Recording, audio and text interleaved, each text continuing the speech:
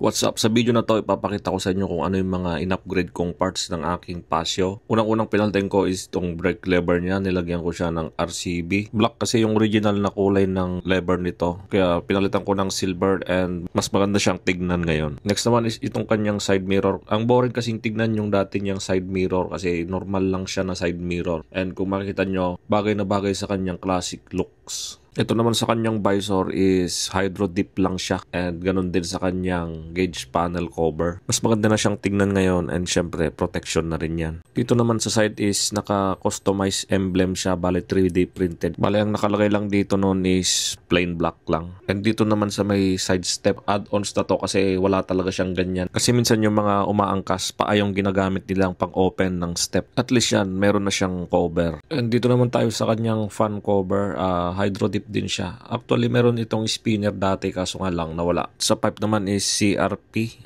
bali adjustable siya. And 80% siguro CNC bolts na siya lahat-lahat. Napalitan na rin tong kanyang mud flap, Hayadeso. Mas malapad and mas mahaba siya compare sa stock. Bali itong speedometer cable niya, naka-Rizoma na rin siya. Mas maayos tignan, saka dagdag forma na rin. Kinabitan ko na rin siya ng basket. Bali universal to. DIY ko na lang na ginawan ng bracket para mag-fit. Naka-beloscope na rin yung kanyang airbag. Nauuso na rin to ngayon nasa Malaysian concept. Sa mga naka-Fasio dyan, alam naman na natin na matagtag talaga ang suspension ng Fasio. So, in-upgrade ko siya ng YSS K Series Euro. 320mm lang yung size. Halos pares lang sa stock yung height niya. Part 1 pa lang to. Kung gusto mong makita ang part 2, i-follow mo na ako.